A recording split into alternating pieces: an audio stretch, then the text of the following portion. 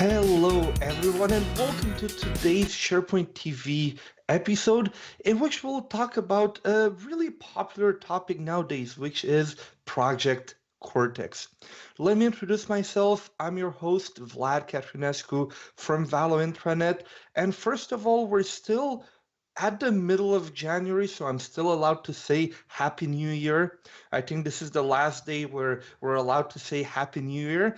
And for those of you that I know there's a bit of a discussion where if the decade starts on January 1st, 2020 or January 1st, 2021. So I'm not going to get into the details. Personally, I'm into camp 2021, but happy New Year to everybody.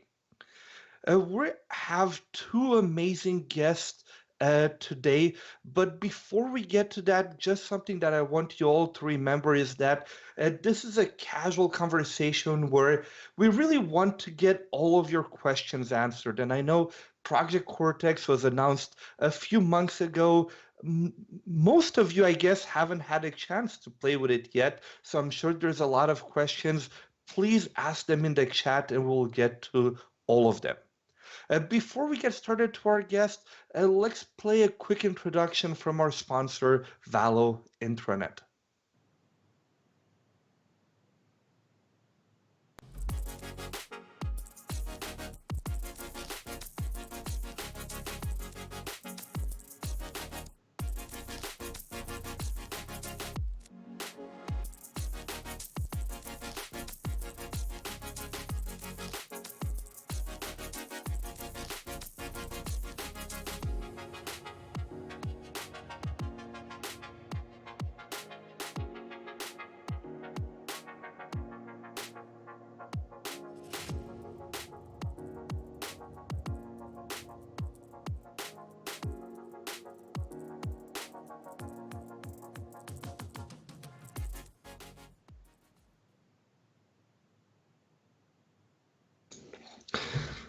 Great. Now let's introduce our two guests.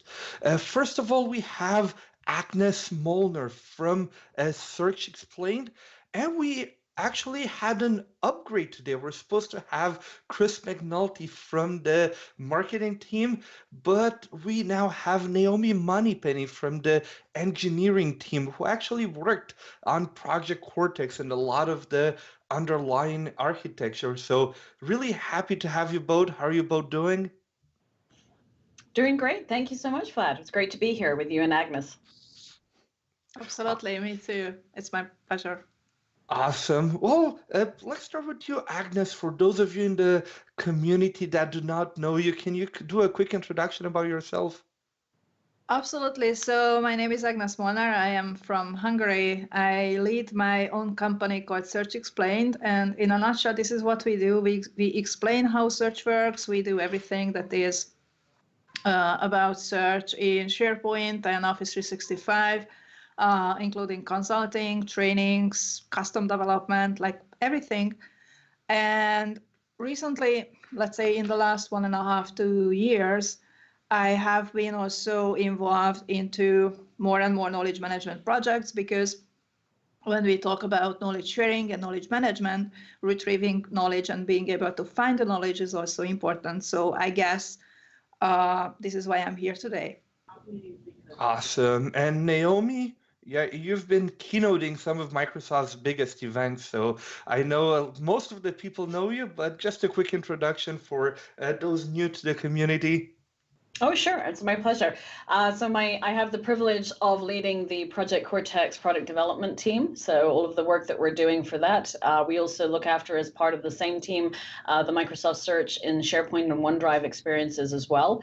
I used to look after Microsoft Search. So hopefully you know some of that work too, and how all those pieces are connected. So it's always great to be here. I am a staunch big fan of the community at large. I definitely, having come from there and been an MVP for many years, so definitely understand all of those pieces and how it all comes together. I was gonna say I knew Naomi before she worked at Microsoft. Back when she was an MVP, like me and Agnes here. That's right. Yeah. Let's kind of introduce the topic before we talk about Project Cortex.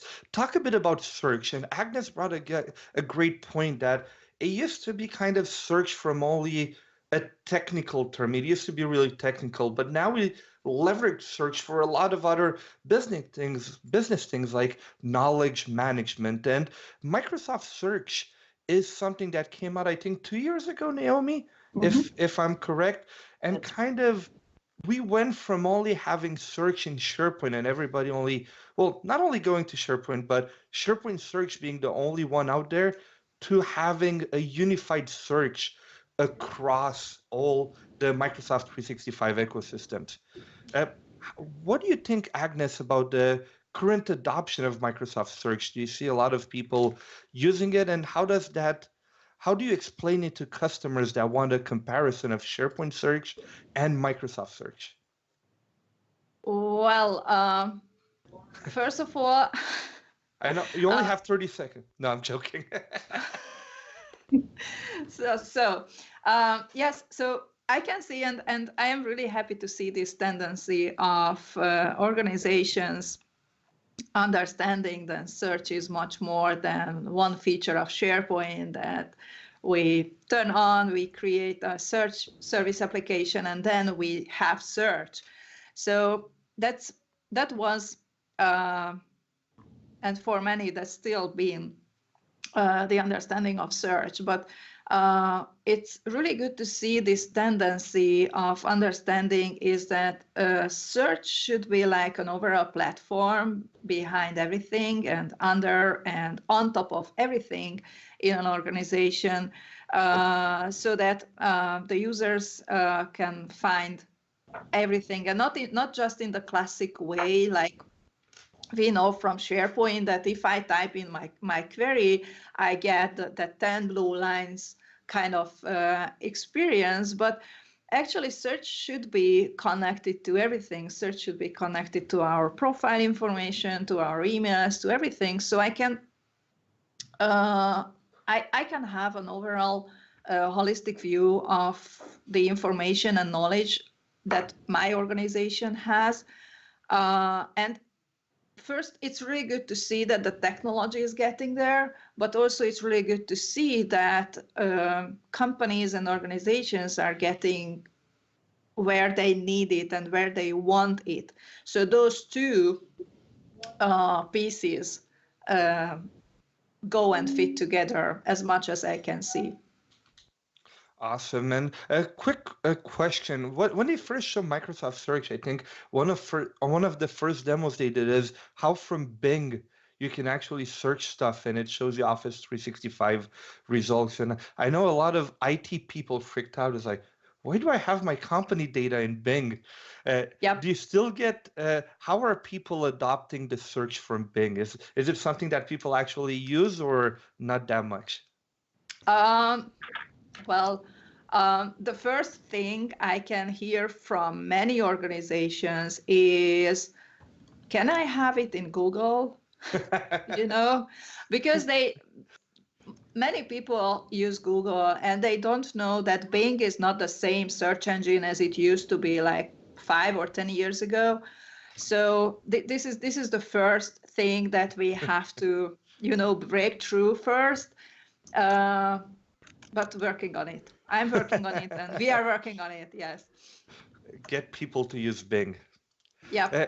And now that we talked a bit, kind of introduced Microsoft Search, maybe for Naomi, how does Microsoft Search fit into Project Cortex? Does it leverage Microsoft Search at all, or is it all a custom, only fully custom? Yeah, so of course we use Microsoft Search as one of the foundational capabilities. So as we were saying, we've kind of transitioned from this place of search just giving a sort of simple question and answer, if you will, and much more into how proactively search is actually powering a lot of different experiences behind the scenes. And so when we think about what the future of search is, we want to look at, thinking about that proactive, personalized experience. And so many of the things that we're doing with Cortex really rely on Microsoft Search behind the scenes. We're using obviously the Microsoft Graph, which is obviously the largest graph of human data out there from a work context, and then being able to take the insights that we generate as part of search and use those actually as part of Project Cortex as well. We also use Microsoft Search for all of the security trimming of all of the knowledge mining that we're doing too. So you'll only ever see results that you have access to. And that, of course, is a very important piece of everything that we're doing across Project Cortex. Awesome. And I think there's actually a few demos to kind of get the discussion started that we can maybe click through, kind of go through some of the features. I know it's going to be kind of a canned experience because it's on my desktop. So they didn't give me access to any of the cool stuff yet. I've been trying. But for everybody at home, if you kind of want to maybe show it to your leadership team, kind of what is Project Cortex and things like that, you can actually go on resources. Or simply on Tech Community or resources.techcommunity.microsoft.com. And then under products, you actually have Project Cortex here. If you scroll to the bottom, of course, you can apply to join the private preview and things like that. But at the bottom, you actually have a guided demo experience that you can go and, for example, click here on Learn More. And for now, I have Naomi, which will guide me. So I'll just do the beginning start demo without guidance. So let me click on it. And then, just before we continue, Lyman, I think there might be some issues with the sound going double. Weird. Lyman? I think I might have put Lyman to sleep. Oh no, he's awake. Give us 2 seconds, guys. Okay, I think Lyman has fixed it. Can you guys in the chat just confirm that it's better now? Okay, now, perfect. Always fun having somebody like Lyman taking care of everything in the back end. Don't need to stress about any of the sound issues or stuff like that. Okay, so maybe Naomi, you want, instead of kind of looking at the text and things like that, kind of an overview. What is Project Cortex at the base, and what are we looking at now, kind of in the first part of the demo? Mm-hmm. So with Project Cortex, we're really looking at how we can solve some of the biggest problems that we have for a very long time, right? I feel like in IT, we've been working on these problems like disconnected silos of information, how to get people up to speed within their role, how to keep you up to speed, how to figure out what's useful for you across the organization. And so those are kind of the major business challenges that we're looking at. And there's 2 different sets of experiences that we have as part of Cortex. One is about how do I help make the end users in your organization consume the information, find the knowledge that they need, and how to bring that into the experiences that you have every single day inside of Office 365. And then the other piece of it is really about how do I capture information that's coming in through a business process. So say I have big processing, like, a paper process is coming in, maybe I have a whole bunch of forms that are coming into my organization as part of a normal business process. We want to make sure that you have intelligent features to be able to capture the information that you need from those documents and make sure that it's all coming as part of this knowledge network. So the first set of experiences we look at, because it's really interesting to understand like how to see these different experiences in what you'll use every single day. And so with all the power that we have behind Project Cortex and a whole bunch of really cool set of AI technology, we want to make it as simple as possible and as lightweight as possible for people to be able to experience the knowledge right within where they work every day.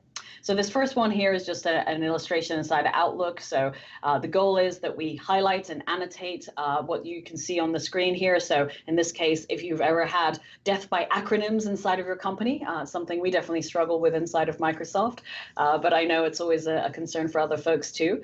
And so just being able to, annotate there's an acronym there, and then hovering over that acronym will actually show you a topic card.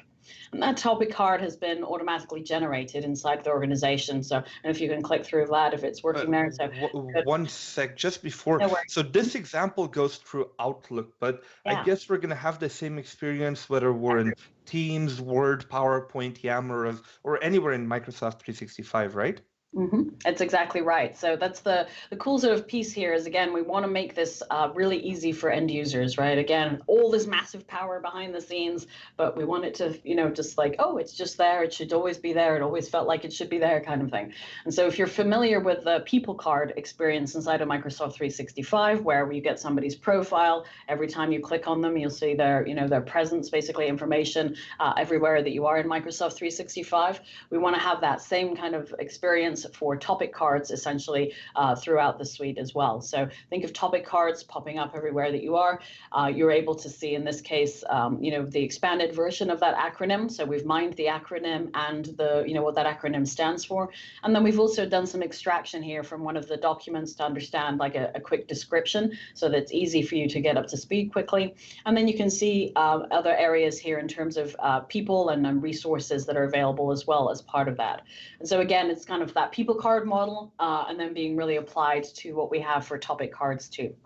Awesome. And I know you mentioned this is automatically extracted, but I guess it can also be manually kind of overwritten as well, right? Exactly. So the cool thing here is to think about how we can use AI to do what it does best. So I've been working in machine learning, as you will know, for about 15 years or so. And what it's really great is, there's a whole bunch of brute force crunching that needs to happen right behind the scenes. But AI isn't great enough yet to be able to just take those areas, straight the way that we have them. So I'm thinking about the way that we use these new technologies is really to do 80% of the hard work, which is grinding through all of the content that you already have in Microsoft 365 and connected data as well through the search connectors that come from the ecosystem of apps that you have. So grinding through all of that information, figuring out what are the projects and the topics inside of your organization, and then using subject matter experts, you and I, being able to actually update those cards, update the pages, and be able to do that with a sense of precision that we know exactly what we want to communicate as part of that.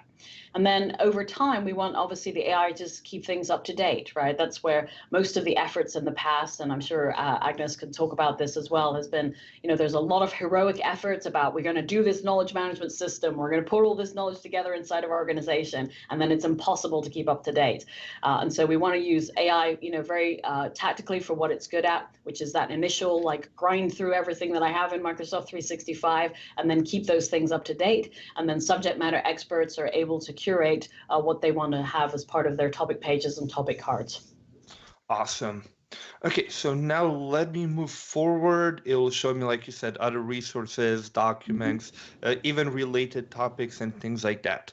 Exactly. And now let me go at the top, which I think will bring me to kind of a SharePoint site from what I see here, which talks about the project I see. Leadership. Yeah, so in this case, it's a SharePoint news page. We just gave that as an example of a SharePoint news page. It's just to say that, if wherever I'm consuming that information, I'm basically able to see that same experience. Okay. And so that's the example inside SharePoint. Exactly. So, and that annotation is happening automatically. So it's pretty cool when you're reading a news page. I see it obviously internally right now, but when you're reading a news page, just to get that little annotation and be able to hover over and say, oh yeah, that is the name of that project or that acronym, etc. And so if you click on that, you'll get that same topic card, and then it takes you into this topic page right now. And then again, that topic page is being automatically generated. And so that, again, that first cut is being taken by the tech that we have, and then subject matter experts. It's a regular a SharePoint page, so you can go in, you can edit it. We're putting some easy ways for folks to do that, and then being able to keep that page up to date. So the way we do things like discovering people. So you'll see in this example, there's the first line of people in this example happens to be things that somebody has already curated. So you can see that it's been added by a specific individual, and then the second row of people on there have been automatically added by AI, basically. I think I have to click to see the second. Yeah, okay, there we go. That's the second one, depending on how much they contributed. Exactly. And I think one of the cool things that we saw at Ignite was that since this is all built on SharePoint, is also extensible. You mentioned customizing the page and things like that, but also, I guess, extending it, having partners create their own web parks or things like that. All of it is available. Yeah, absolutely. So again, because it's built on SharePoint, this is the wonderful thing here. You can do all the amazing things you normally do with SharePoint. So adding web parts onto this page so you can customize it, being able to roll this up into knowledge centers, which is one of the other demos I think that's on that site as well that folks can explore by themselves, and then being able to take those functionality.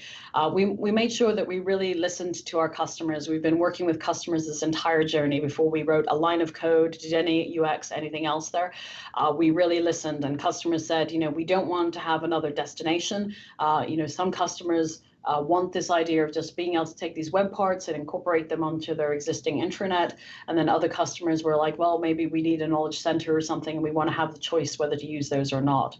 And then from an extensibility perspective, definitely, obviously, the amazing ecosystem of partners that we have, like you all, as part of SharePoint. And so we want to make sure you feel empowered to be able to build on top of this too. So we'll have APIs and other areas too. Awesome. And this actually brings me to, since we're talking a bit about SharePoint, to a great question from the chat, the modern term store, because I guess Project Cortex leverages that leverages metadata at least. And how do we have any news on the modern term store and kind of what exactly it is and how does it help in this whole architecture? Sure. So if I think about the two foundational services that we're using, obviously Microsoft Search, as we talked about, is one of them. The other is the Managed Metadata Service. And so that was a service that has been around for a decade, at least as many of us remember. It hasn't changed much in a decade either. Exactly. And so I was like, well, kicking and screaming, we're going to bring this thing into the new decade. It was a very important piece for what we wanted to do. And so doing a lot of work on these foundational aspects has been a key part of what our engineering team has been really delivering on. And so the term store itself, we've obviously upgraded the admin UX. Hopefully you saw some of those screens at Ignite, and those will be out very soon. And so there's a whole modern UI there. We're also reimagining how the term store gets used. We've increased the capacity of the term store by 5 times and can even go bigger as well. And then we're bringing it more generally into Microsoft 365. So not just a SharePoint service. We're doing the same thing we did with Search, basically. We're taking it from SharePoint as a service and then expanding it out to be across Microsoft 365.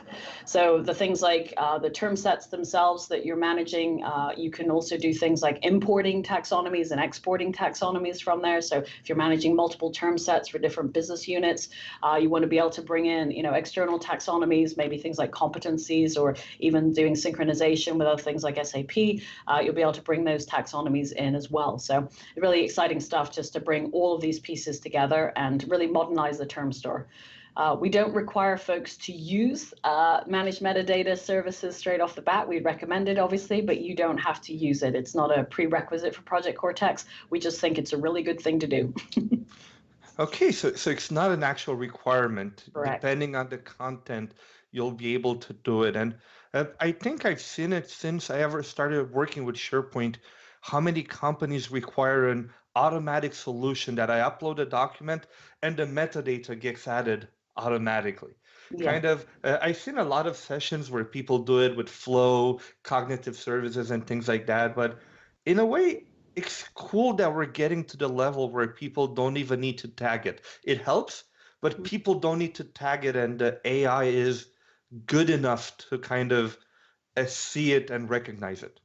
Yeah, so there's two intelligence pieces there, I think. I always am very mindful with search in particular. Like we talk about AI and we think about, the great ways we can do analysis of content, and there's been lots of improvements there.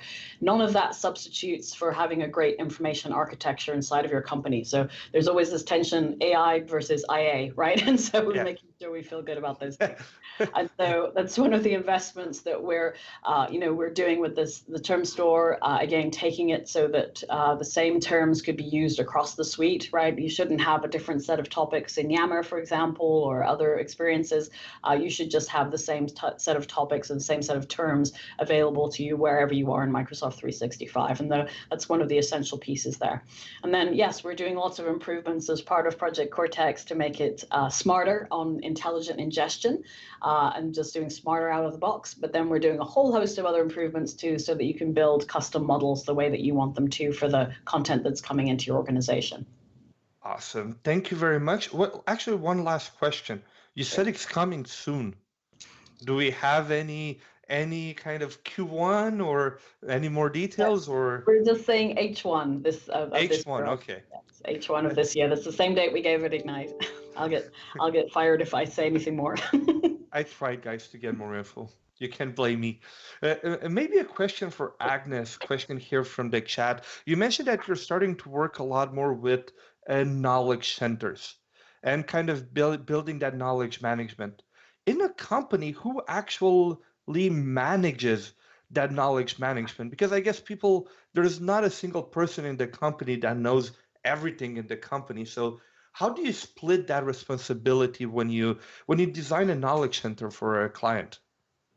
Well, that's always a big question. So, I've been working with really large companies like airports and financial organizations, and they are having, thousands and thousands of people. There is no one single person who can do that. I as you said. So usually it's a responsibility for a group of people to coordinate this. But there is no one answer. There is no one silver bullet thing that I can tell you. It has to be 3 people, like this and this and this role. It all depends on the organization, on the culture of the organization, what kind of knowledge they have, what kind of knowledge they want to introduce and manage. So basically it's always an exercise before we do anything, and while we are doing all this planning to figure out whose responsibility it would be. In most cases, the communication team is involved. Some organizations have people for managing their taxonomies. Those people are definitely involved. Other organizations and more organizations have knowledge management departments, and that's always like a holistic team. It's never just a one person or one kind of role thing. Okay, so it's really, of course, it always depends on the client, but most of the time, is it like a committee? Or you mentioned a department. I've never really worked with a client that has a whole department only for knowledge sharing. That's really cool. Mm-hmm. But usually, do you see, like, if you look at all of your clients and kind of do an average, is it mostly a committee of people from different departments, or a department? Yep. What's the most likely like? So it's maybe it's not the best kind of analogy, but just imagine if you have project managers. The project manager and the project manager doesn't have to understand the whole technology, the whole process, the whole everything you are implementing. His or her responsibility is to coordinate the project management. The same is happening, or a very similar thing is happening with knowledge management. The knowledge managers have to understand how the organization works, but and coordinate this whole thing, which is called knowledge management, right? Okay. So it's like a committee. Yes, Okay. Yeah. Awesome. And now, if we go from a more technical point of view, maybe to Naomi, in Project Cortex, will we have a kind of dedicated admin role that will manage Project Cortex and all of this, or how will it work kind of in a way from permission point of view to manage those? Yeah, it's a great question. So there's a few different things there. Obviously, we're still using that managed metadata role that we already have. So if you managed a term store in the past, you have a set of term store admin credentials for that. We're also looking at how to embed all of the different controls that we have for Project Cortex. So the idea is you'll have a kind of a knowledge manager role in there, and that person will be able to do things like identify what the candidate topics are, be able to do some reviews there, and then really put in the life cycle around topics that customers want to manage. So as Agnes was mentioning, the customers have a huge range of the ways that they do management of knowledge right now. And so we've worked with customers who've done that sort of dedicated area. They have a CKO, they have a whole bunch of folks who are working on knowledge, and that's their job inside of the company, is to promote and curate that information. So think of it as kind of, librarians of old, basically, but they've really have a whole discipline around it inside of an organization. And then we've also got other customers, of course, who have never done anything for this, have no structured program or anything. And so we're trying to get the balance between making sure everybody has the powerful capabilities that they need. So this knowledge role is one of them. We think it's an important role that folks will be able to adopt. We're not making it so that you absolutely have to have a dedicated person to do that. If it's something that it feels more like a community management type of role at first, then it's possible to be able to do it that way. But then for the folks who are investing heavily in the knowledge area and already have folks that are dedicated to that, then we're able to empower them with all of the different controls that they need to. Awesome. And another question, which is really good, something that we have mentioned, and I guess what Microsoft Search as well can now get information from outside systems. But in this, at least in this guided demo, which of course is not complete, we kind of only show stuff from inside Microsoft 365. Will we be able to get information from outside systems as well, like say from Salesforce, and integrate them with Microsoft Search and Project Cortex? Yeah, absolutely. So that's another great example of using Microsoft Search as a foundational capability. So the search connectors that we announced at Ignite, so I think there's 7 out of the box that we'll deliver as Microsoft in this first wave, and then there's over 100 other connectors that are coming through our partners like Accenture and BA Insight. And so with those connectors, they actually bring in data into the Microsoft Graph. Once that is available in the Microsoft Graph, then Cortex can basically do processing on it just the same way as if it had been created inside of Microsoft 365. Awesome. Okay, so I see we have, one question from Bill, then we're going to move along in the demo, and I'll keep some of the questions for after, but GCC High. I think this is coming to commercial releases in H1 2020, if I remember correctly. And I know it always takes a bit more time for GCC, but do you have any news about GCC High approximate timelines? So right now, the goal is obviously to get it in the right audit areas. And so that's the piece with GCC that takes longer. There's 2 times a year, basically, my understanding at least of the process. There's 2 times a year when there's audit that's happened for GCC, and then another set for GCC High. And that's actually one of the reasons that it takes such a long time. And these audits are set by the government. They're not set by Microsoft, just to be very clear on that. It's following the schedule there. So if we miss a certain window, it takes another 6 months or so before we get into that audit cycle. So I know the first one would be GCC is the first one we'd have to get to, and I'm not sure if the availability that we'll have commercially, how fast that will be able to translate into GCC High, but as soon as we get that, we're able to basically keep that cascade of audits. They usually run, I think it's January, and then obviously, which we won't get to this January, but we will do it obviously for the next one. So there'll be a lag, but we are trying to definitely, take it all the way through to GCC High. Awesome. And maybe a question for Agnes, since you know everything about search. Would you remember by heart the 7 connectors that kind of Microsoft released at Ignite? If not, we'll find the sessions after. But just pasted it into the chat window. I saw that question and did a copy paste exercise. Awesome. So I can read that, but it's in the chat window. Yeah. Oh no, it's important for the people that are watching the recording on YouTube after. So always fun to have the answers on video as well. Yeah, so basically it's a file share, ServiceNow, SQL database, intranet websites, MediaWiki, Azure Data Lake, Salesforce, and as Naomi mentioned, third-party connectors. And the third-party connectors by partners. And can companies build their own connectors as well? Like, can me as, like, say, Vlad Inc. build my own connector without going through a third party? I think you should be able to do Yeah. that. Yeah, you can. Okay, awesome. Okay, now back to Project Cortex. Okay, so we talked about viewing the stuff in SharePoint and kind of the content types. Now we go to the related topics, which looks like a kind of like a knowledge graph of, I guess, which people work in which project and how related they are. Yeah, so when we think about this topic graph is really about exploring the connections between these different areas. And these are not connections that somebody has set up. These are connections that have been automatically mined based on the resources and the experts that are connected in the area. So we actually do a lot of expansion behind the scenes of looking through all the different ways that we can connect people together.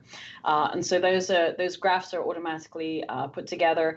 We'll also be able to use them as a navigation device, right? So you can explore around, because I'm a very visual person. I'm sure many of you are as well. And so, when you're first learning about a topic and trying to get up to speed with something, you really want to understand how things are interconnected. And so this is a great way to be able to do that. And so I thought it's really important piece to have visualization to be able to help connect the dots between areas and not just be a flat list or a hierarchy or something. It's hard to explain, but being able to see this as a graph, I think really helps to communicate how things connect together. Awesome. One thing, sorry, Vlad, for interrupting you. One thing that I would like to add here is that from my experience, I know this whole thing might be scary for many people, like AI is coming and exploring everything in the organization and understanding everything. So this is, on one side, this is great. On the other side, I think it's important to know that not only content curation will be available, and Naomi, correct me if I'm wrong, but also you will be able to exclude things from Project Cortex. So a whole set of governance will be available for making sure that everything that is here should be there. And the other thing Naomi already mentioned, but I think it's important to emphasize that everything here is security trimmed. So you cannot see anything that you don't have access to. And that's by default in everything Microsoft 365, everything SharePoint and Microsoft 365 Search is security trimmed by default. Absolutely. Absolutely. Yes. Awesome. Okay. Thank you. Now let's move on to question and answers. And I think this is the new Yammer kind of fluid look with, right? Yeah, that's right. Okay. Exactly. I saw you smiling, and I'm not sure if it was a smile or a laugh at me. No. But I was like, that kind of looks like the new Yammer. I haven't played with it yet. Yes. So if you saw it at Ignite as well, we showcased the new Yammer there. Many folks will already have that little switch that says Yammer Beta and switch it on as the new experience. And then I know obviously next week, Mike Holstein will be here from the Yammer team to talk through that as well. And so, yeah, this is a representative of that new experience. Basically, in this case, we have a question and answer, and we want to make sure that folks are able to, connect the dots again between conversations that are happening informally inside of the organization, and then to be easily able to get access to that as part of their topic pages as well. And the goal is, of course, to have a place where all of these discussions are consolidated together, and then folks can easily learn and reuse the knowledge from other people too. Awesome. And I guess because of the modern metadata that you mentioned, I can do a hashtag in Yammer that comes from my, well, I still call it SharePoint MMS, but from my Microsoft 365 managed metadata service, and that will all be synced as well. So it'll able to show me on this page stuff filtered to the project I'm looking at. Yeah, that is our goal. It won't be there in the V1, but it's our goal to do that. Exactly that. I'm a visionary. Ooh, did I click on the good thing or did I go back? I do. Okay, my topics. There we go. So this actually takes you into the Knowledge Center page. So as we mentioned before, so what we looked at is a topic card, we looked at an individual topic page, and then this Knowledge Center is this idea of a destination where you can see all the things that you're following, so all the topics inside of your organization that you're following. And then you also have a sense of, what your profile is, so the things that you've contributed to, the types of topics that you've already shared to other folks, questions that you've answered. And then also there's a great way to be able to understand a little bit more about the sort of the feed in general, sort of how we're bringing in interesting information to you here as well. So we want to sort of explore this, the Knowledge Center as a first destination. You'll be able to take these web parts and put them onto other pages, which I think is the next step on the click through there. So you're able to edit this page. We'll be able to take that as a gallery of web parts and have all those pieces come together as well. So the idea is that these web parts will be available, so you can put them on all of your other intranet destinations, not just this particular Knowledge Center. Cool. Let me ask you something. I'll go maybe a tough question. No, did I go to the wrong spot? I'm trying to figure out the keywords. Okay. If a company has both Delve, both, they all have Delve, of course, but if they have, of course, Delve and Project Cortex, how will, the famous when to use what in Microsoft 365, how is this different in a way? Will this replace, I wouldn't call Delve as a product, but should people go here instead of Delve for kind of trending around me? I see my expertise, my topics, things like that we usually have in Delve and my user profile. So I just want to be very clear about there. So with Delve, you're seeing activity around people. Delve is a very people-centered experience, and obviously it was the first application that we ever built on top of the Microsoft Graph, and it showed, all of these signals coming together. So wind the clock back in your minds, back to 2014, if you remember that.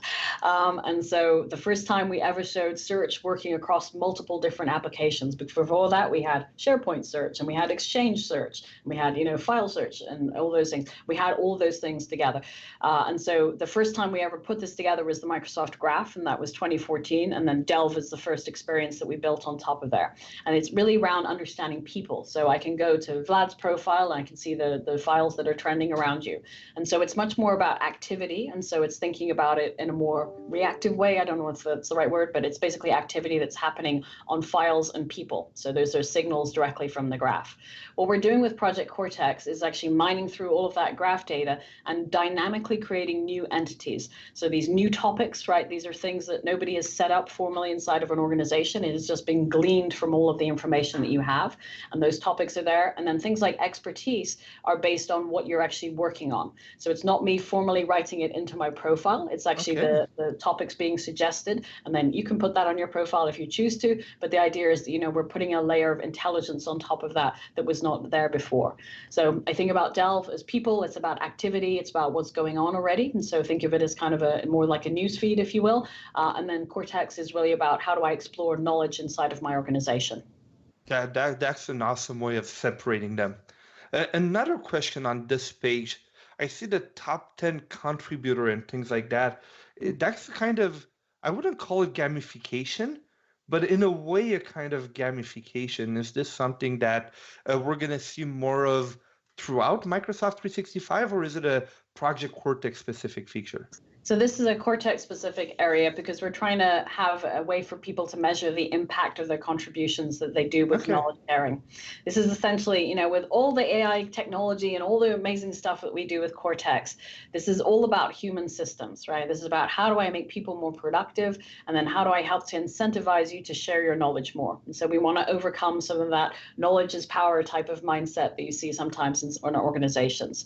So if we can value the contributions that you make to a knowledge network in the same way as we would, anything that you might contribute to inside of your organization, then we can actually elevate the status of knowledge sharing. We help to make you more recognized as an expert, and you get lots of value from sharing with others. And so we're taking some simple steps, so it's very early steps right now, in sort of how we can help inside of your organization.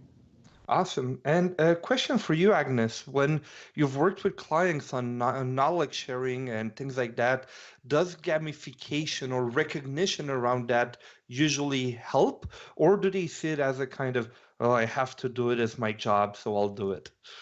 No, it always does help, definitely. You have to figure out what kind of gamification works in each organization, because if something works for organization A, that might not work for organization B, but it's always a big thing. Yes. Okay, awesome. Okay, so let's move. We've already seen this one. Now let me click back here. And I think we're back at the start. Yeah, I think that's probably the end of the demo. It's just a short one, I think, on these click-through demos. Okay, there's 3 other ones. The first one took about 1 hour, so we're not gonna do all of them. But if everybody watching, you ever want to try them, you can just click learn more, and they actually have a guided experience, since we can't all have Naomi to explain us everything on the screen all the time. There's actually a guided demo experience that you can use, so kind of that I guess explains you more than what we had before into what you're clicking on, why, and you can actually have them call you and have an audio as well, which is pretty awesome. But we have 12 minutes left, and I'm surprised this topic hasn't come up in the chat yet, but I know it will, so I'm going to be proactive on it. Licensing. Every conference so far I've been asked about kind of licensing. Let's first talk about Microsoft Search licensing before going to Cortex. Microsoft Search, is there a premium license you need, or is it included in Microsoft 365 or in Office 365? So it's included inside of Microsoft 365. So depending on the type of license that you have, so within an enterprise environment, we call them E1, E3, E5, right? It's just included as part of that too. So search is a basic functionality. We want to make sure it's there. The connectors piece, the ones that we obviously have for Microsoft are there. You'll get some part of that connector, basically having a for lack of a better word, a amount of things that you're connecting in, right? So you'll have those from some part of that as your license. And then the third-party connectors, obviously, that our partners build. Third-party. They'll charge for them separately. Yeah, I just make it clear, just... Oh, yeah, makes sense. Awesome. And for Project Cortex, we know it's going to be a premium offering. Yeah, that's so kind of, that piece we can't talk about, unfortunately. We don't have anything announced about that. Sorry. Again, people, I tried to get more info. Sorry. Okay. Awesome. Let's see if there's any other questions from the chat that I missed. I see that there was a bit of chat about permissions and kind of individuals will have to be trained on permissions, and I think, like Agnes mentioned in the chat, it's not something new. That's something you should always train your people on permissions about, not only because of Cortex, but because of everything. Yeah, absolutely. Absolutely. So let me tell you a story from like 10 plus years ago. It was SharePoint 2010, I think, maybe 2007. So I had a client, financial organization in Europe, and what they wanted to do was very simple. They wanted to connect a file share to SharePoint Search, which is technically speaking quite simple because it's an out-of-the-box connector. So we connected the file share. They had millions of documents, a very deep and very wide folder structure of their file share. So they were very happy because they could find everything in the file share from SharePoint Search. And like 2 days later, the project manager, 2 days after the launch, the project manager called me yelling and screaming on the phone because they had a problem. So somewhere in deep in this file share, they had an Excel file. And technically speaking, this Excel file was all employee public. And guess what? The name of the Excel file was management salaries. So as soon as you did a search for the name of your manager, this Excel file was in the top 3 results because it was a relevant result. So search did a really good job. However, they were definitely not happy with it. So we had to shut down search and everything. So the conclusion is it's not a new thing that you have to, work on the permissions, make sure that everyone has access to everything they should have access, but at the same time, there are some content that should not be shared with everyone in the organization. And search is a good tool and a really great feature, but it can open up those windows to those content that is shared, although they should not be shared with everybody. So this is not a new thing, and this is true for search in SharePoint on-prem. This is true for everything in Office 365. It is true for Dev. It is true for Project Cortex. So I've been hearing this for, I don't know, 15 years. And let's be honest, putting probably manager salaries in an Excel sheet on a file share is not a good idea to begin with. But you mentioned 15 years ago, so there's not that many HR systems, I guess, either. Yes, definitely it was not a good practice, but don't discuss this part of the story. Yeah, this should be another webinar or episode, or even a permissions management. Yes, exactly. Oh, it would be permissions management in a modern information architecture world. See, I'm ready to join the marketing team, Naomi. I can Security make by obscurity is never a good idea. Let's put it that way.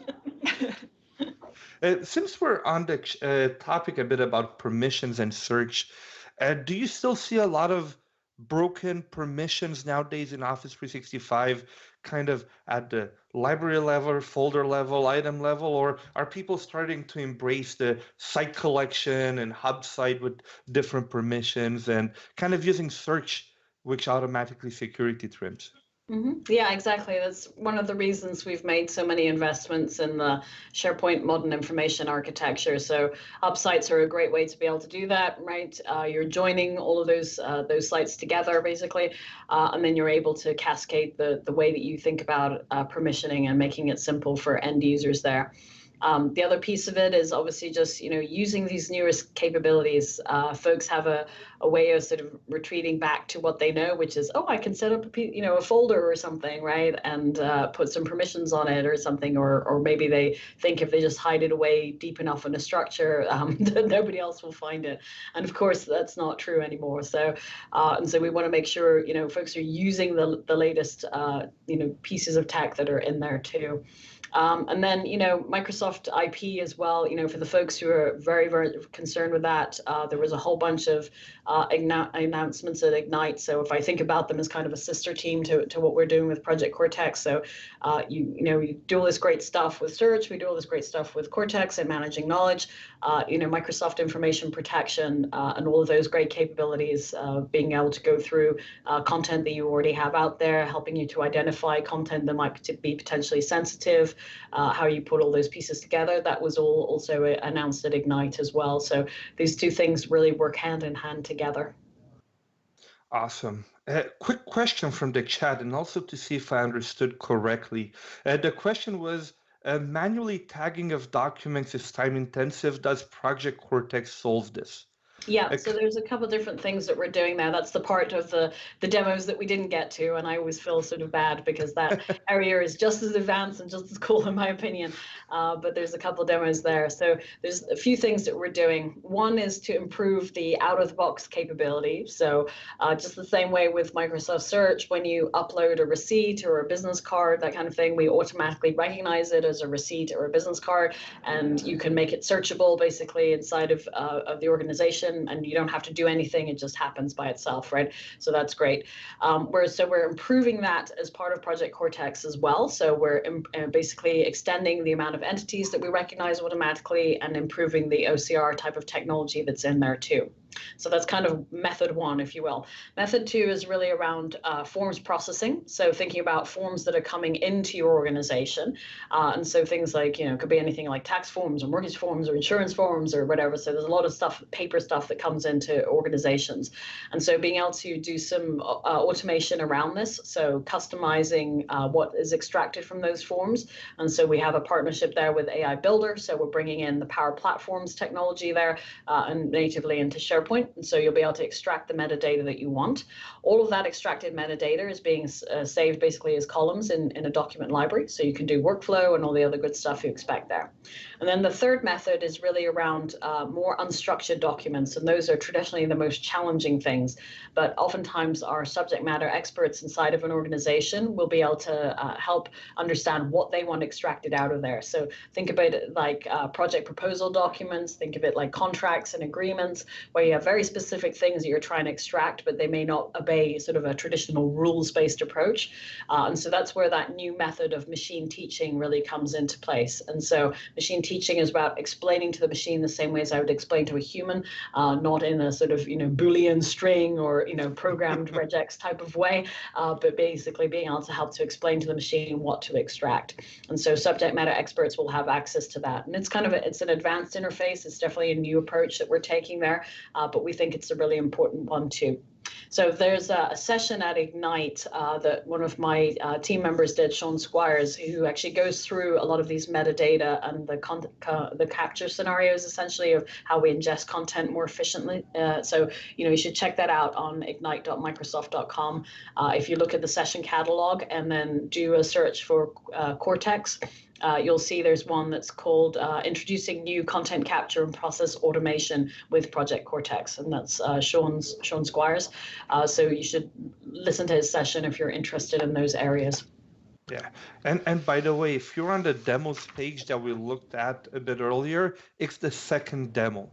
Mm-hmm. It's called Organize Knowledge, and see how to easily connect content to AI rules and automatically tag your content. So yeah. It's also there if you want to kind of, I want to say try it out. Oh, well, Lyman shared the screen. Thank you, Lyman. But it's this one over here, the one in the middle, and where you can kind of go through it.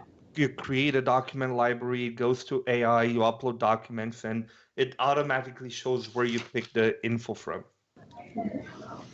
But we have 2 minutes left, so I really want to make sure we finish on time to respect everybody's calendar. So thank you very much, Naomi. Thank you very much, Agnes, for joining me here for this episode. It's been really, really valuable for everybody, especially with Microsoft Search, which I still find it a new topic, even if it's been there for 2 years.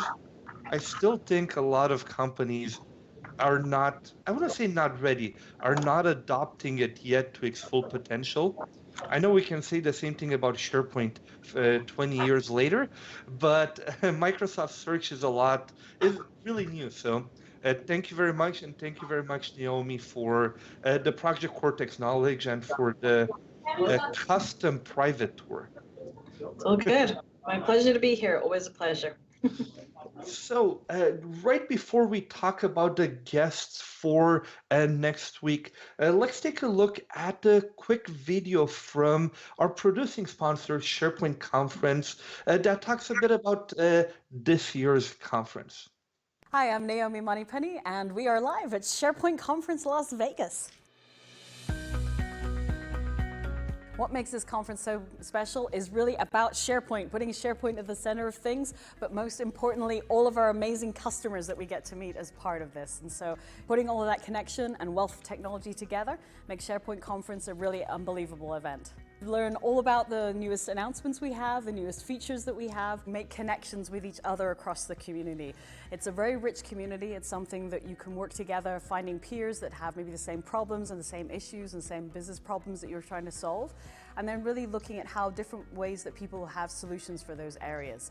The career connections you make at things like SharePoint Conference are things that really take you for a very long time. So it's an investment area both of your time, but also thinking about your own personal development. You'll see obviously SharePoint, but you'll also see the other products we have for Microsoft 365. So we've got great folks here from Teams, from Stream, from Yammer, from Microsoft Search, and all of those areas coming together so we can discuss really how customers are at the center of everything. I really think anybody who has anything to do with content, which is almost everybody in your businesses right now, and I really can't think of a good industry that wouldn't be involved as part of SharePoint Conference. We love hearing about the new feature ideas. We love understanding more about the improvements that you want us to make, and there's so many folks from the product teams here here who are here to listen to your issues and understand how we can make things better for you. It is an amazing conference and you should be here, and you're the only thing that's missing.